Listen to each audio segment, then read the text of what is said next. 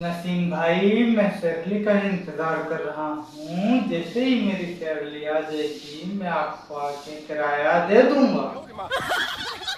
जी नसीम भाई, अस्सलाम वालेकुम। ये नसीर भाई कौन है? वालेकुम अस्सलाम। ये मेरा मकान मालिक था।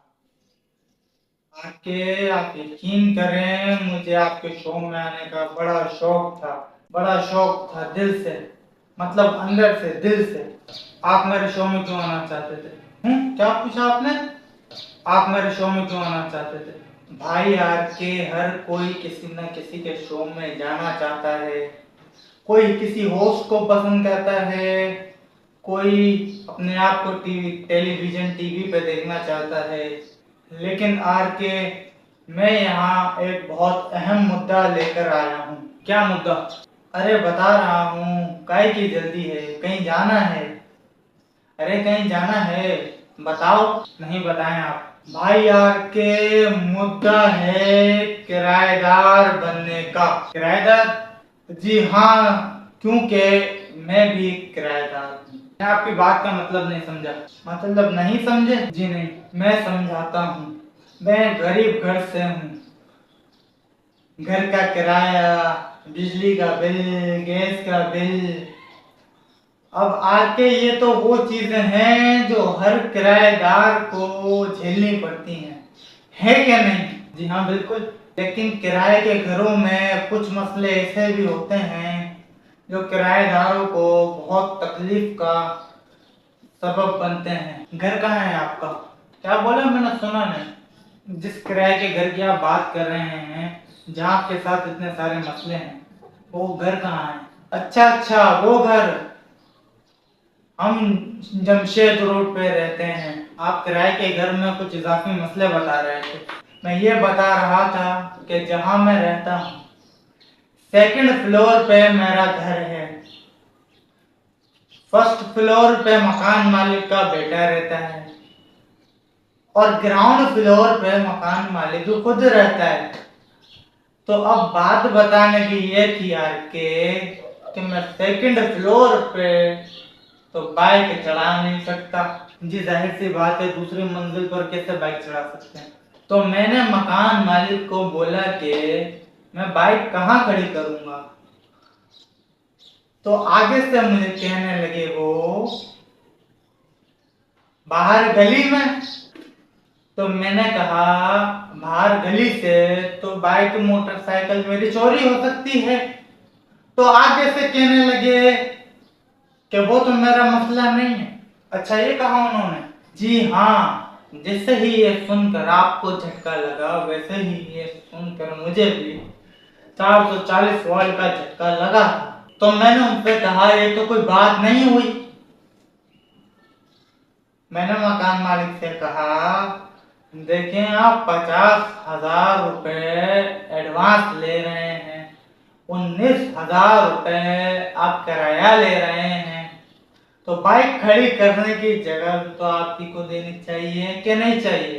चाहिए क्या नहीं चाहिए? चाहिए ना? तो आर के भाई, मुझे आगे से मकान मालिक कहने लगे कि पिछली गली में एक पार्किंग वाला है, वहां खड़ी कर देना। 2,000 रुपए महाना लेता है, आप बाइक वहां खड़ी कर देना। मैं अपने मकान मालिक की शक्ल ही देखता रह गया। फिर आपने हल क्या निकाला बाइक का? हल क्या मतलब? मैं समझा नहीं। मेरा कहने का मतलब ये है, फिर बाइक आपने पार्किंग में खड़ी की। हल तो निकालना था, मजबूरी थी। अगले दिन मैं ड्यूटी पे चला गया।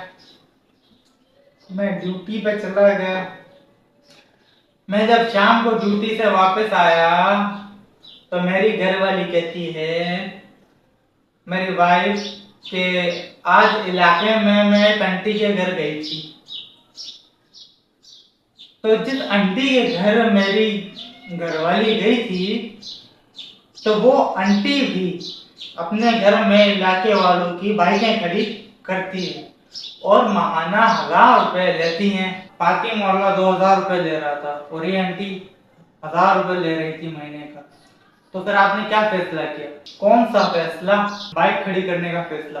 आर के भाई, फिर मैंने आंटी के घर 1 तारीख से बाइक खड़ी करना स्टार्ट कर दी। अगर मैं 31 का महीना होता था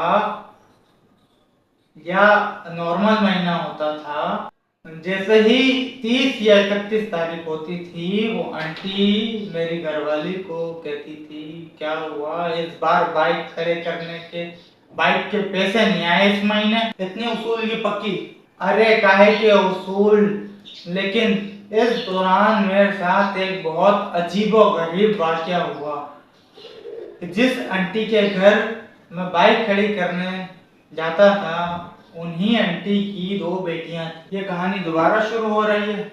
नहीं नहीं, ये कहानी वही है, चैप्टर 2 है। वैसे और कितने चैप्टर हैं इस कहानी के? बस 2 ही तो मैं कह रहा था। उनकी 2 बेटियां थी, एक का नाम सना था और एक का नाम सानिया था। अब जब भी मैं बाइक खड़ी करने जाता था, एक बड़े मुस्कुरा के गेट खोलती थी और वही अगले दिन गुस्से में गेट खोलती थी।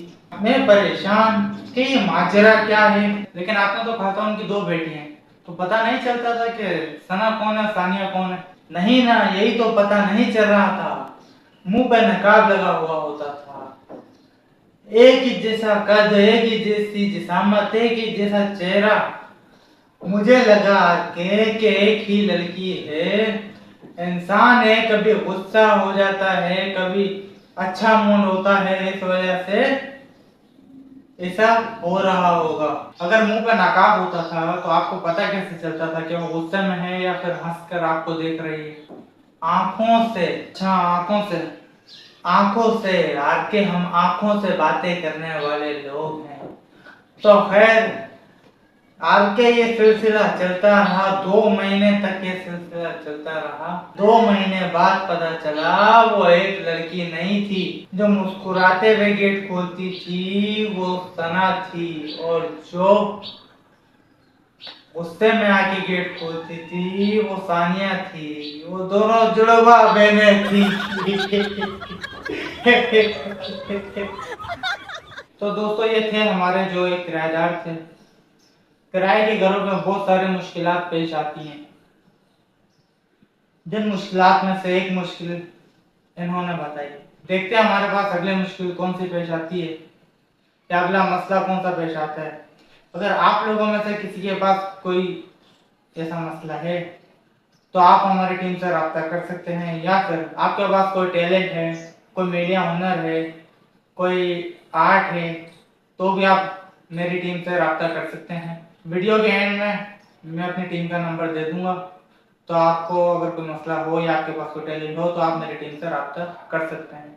मत हंस ए साहिल तूफान पर, कभी कभी ऐसा होता है कि किनारे भी डूब जाया करते हैं। तो फिर मिलेंगे अगली वीडियो में, तब तक के लिए अल्लाह निगहबान।